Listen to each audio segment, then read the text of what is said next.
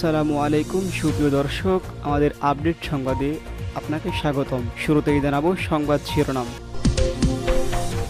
স্থানীয় সরকার নির্বাচনে দলীয় প্রতীক থাকছে না। জানাবো লাশ মানেই রাজনীতি এবং কন্টেন্ট, মন্তব্য ওমর সানির।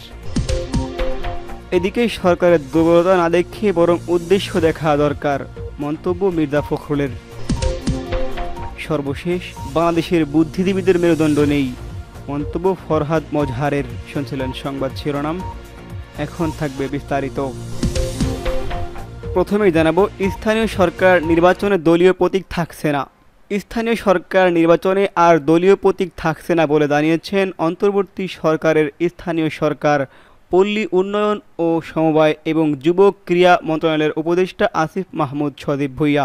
আজ বৃহস্পতিবার 24শে জুলাই নিজের ভেরিফাইড ফেসবুক পেজে দেওয়া এক তথ্যে এমনটি জানিয়েছেন তিনি।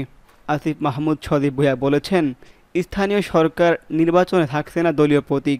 আজ উপদেষ্টা পরিষদ বৈঠকে স্থানীয় সরকার বিভাগ কর্তৃক উত্থাপিত ক্রস সংক্রান্ত 4টি আইনের সংশোধনী অনুমোদন করা হয়েছে।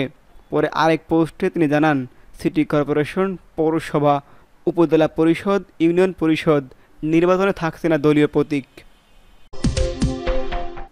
জানাবো লাশ মানেই রাজনীতি এবং কন্টেন্ট, মন্তব্য ওমর সানির। রাজধানীর উত্তরায় মাইলস্টোন স্কুল অ্যান্ড কলেজে বিমান বাহিনীর যুদ্ধবিমান বিধ্বস্ত হওয়ায় ঘটনায় বিমানের পাইলটসহ 30 জনের বেশি নিহত হয়েছেন। দেশজুড়ে এই ঘটনায় শোকের ছায়া নেমে এসেছে। মাইলস্টোনের দুর্ঘটনায় অভিযোগ উঠেছে, নিহতদের লাশের সংখ্যা সঠিকভাবে প্রকাশ করাচ্ছে না সরকার। অন্যদিকে সরকার বলছে একথা সঠিক নয়, সরকার কোনো তথ্যই গোপন করছে না। কেউ কেউ বলছেন লাশের সংখ্যা নিয়ে রাজনীতি শুরু হয়েছে। মাইলস্টোনের দুর্ঘটনার পর থেকে সোশ্যাল মিডিয়ায় যেন চোখ রাখাই যাচ্ছে না। টাইমলাইন জুড়ে পোড়া স্কুলের বীভৎস ও লাশের ছবি এবং ভিডিওর ছড়াছড়ি। ইউটিউবার, টিকটকাররা কন্টেন্ট তৈরির জন্য হাসপাতালগুলোতে ছুটছেন, ফলে স্বাভাবিক চিকিৎসা কার্যক্রম ব্যাহত হচ্ছে। এটি নিয়ে সবাই চিন্তিত। চিত্রনায়ক ওমর সানিও মাইলস্টোনের দুর্ঘটনায় প্রসঙ্গে তার ফেসবুক একটি পোস্ট করেছেন। এতে তিনি লিখেছেন, লাশ মানেই রাজনীতি এবং কন্টেন্ট, বাদ দেন ভাই, মাটির দিকে তাকান, আপনাকে আমাকে শুধু ডাকি। ওমর সানি এই স্ট্যাটাসকে তার অনুরাগীরা সমর্থন করেন এবং বিভিন্ন ধরনের মন্তব্য লিখেছেন। মঞ্জুর রহমান নামের একজন মন্তব্য করেছেন যে রাজনীতি আত্মীয়তার সম্পর্ক নষ্ট করে, বন্ধুত্বের সম্পর্ক নষ্ট করে এবং দেশের কথা চিন্তা না করে নিজের দলের কথা চিন্তা করে সে রাজনীতি থেকে দূরে থাকাই ভালো। জানাবো সরকারের দুর্বলতা না দেখে বরং উদ্দেশ্য দেখা দরকার, মন্তব্য মির্জা ফখরুলের। অন্তর্বর্তীকালীন সরকারের দুর্বলতা না দেখে বরং তাদের উদ্দেশ্য সঠিক কিনা সেটা দেখা দরকার বলে মন্তব্য করেছেন বিএনপির মহাসচিব মির্জা ফখরুল ইসলাম আলমগীর। গেল বুধবার বিএনপি চেয়ারপারসনের গুলশান কার্যালয়ে নৃগোষ্ঠীর প্রতিনিধিদের সাথে বৈঠক শেষে সাংবাদিকদের প্রশ্নে এমন মন্তব্য করেছেন মির্জা ফখরুল ইসলাম আলমগীর। এছাড়াও তিনি সরকারের অভিজ্ঞ লোক খুব কম, তাই তাদের দুর্বলতা বড় করে না দেখে উদ্দেশ্য সঠিক কিনা তা দেখা দরকার। কিছু মানুষ পরিকল্পিত বিশৃঙ্খলা পরিস্থিতি তৈরি করে নির্বাচন পেছানোর চেষ্টা করছে, কিন্তু তা সফল হবে না। প্রধান উপদেষ্টার সঙ্গে গতকালের বৈঠকে নিয়ে বিএনপির মহাসচিব বলেছেন, প্রধান উপদেষ্টার সাথে বৈঠকে নির্বাচন প্রক্রিয়া দ্রুত করার তাগিদ দিয়েছে বিএনপি।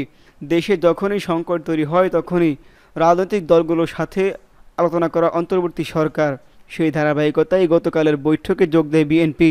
মির্জা ফখরুল ইসলাম আলমগীর বলেছেন, রাজনীতি গণতন্ত্রে ভিন্ন মত থাকবেই, সেই ভিন্ন মতকে দমন করা যাবে না, তাদেরও মতামত শুনতে হবে, এটি গণতন্ত্রের সৌন্দর্য। সর্বশেষ, বাংলাদেশের বুদ্ধিজীবীদের মেরুদণ্ড নেই। এদেশের মেরুদণ্ডহীন বুদ্ধিজীবীরা দেশের মানুষকে রোহিঙ্গাদের মতন করে রাখতে চায়, ফরহাদ মজহার। দেশের বুদ্ধিজীবী সমাজের সমালোচনা করে কবি ও চিন্তক ফরহাদ মজহার লিখেছেন, বাংলাদেশের বুদ্ধিজীবীদের মেরুদণ্ড নেই। যখন যার পক্ষে দাঁড়ানো দরকার তার পক্ষে দাঁড়ানো কর্তব্য, এটা নীতির জায়গা। সবচেয়ে কঠিন সময়ে নীতির পক্ষে দাঁড়ানো কঠিন। সনাতনী জাগরণ জোটের মুখপাত্র চিন্ময় কৃষ্ণ দাসের পক্ষে তিনি দাঁড়িয়েছিলেন এবং সে সময় অন্য কেউ এ বিষয়ে কথা বলেনি উল্লেখ করে এসব কথা বলেন ফরহাদ মজহার। তিনি বলেন, চিন্ময়ের পক্ষে দাঁড়ালাম, দালাল হয়ে গেলাম, যখন হেফাজতের পক্ষে দাঁড়ালাম জামাতি হয়ে গেলাম। গেল বুধবার রাজধানীর কারওয়ান বাজারে প্রথম আলো কার্যালয়ে জুলাই গণ অভ্যুত্থান 1 বছরের অভিজ্ঞতা ও ভবিষ্যৎ শীর্ষক গোল টেবিলে এইসব কথা বলেছেন ফরহাদ মজহার। এই গোল টেবিলে বৈঠকে আয়োজন করা হয় প্রথম আলো। ফরহাদ মজহার লিখেছেন, তন্ময় দাসকে ধরেছে রাষ্ট্রদ্রোহের অভিযোগে। এই রাষ্ট্রদ্রোহিতা সেই ঔপনিবেশিক আইন।